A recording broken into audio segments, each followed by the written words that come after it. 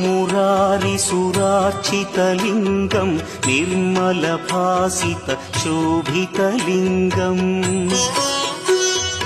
जन्मज दुःखविनाशकलिङ्गं तत्प्रणमामि सदा शिवलिङ्गम्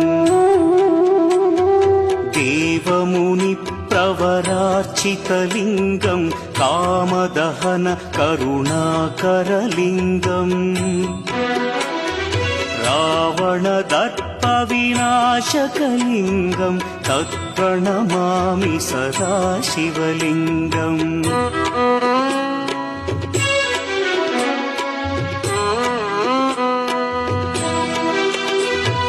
सर्वसुगन्धसुलेपितलिङ्गं बुद्धिविवर्धनकारणलिङ्गं सिद्धसुरासु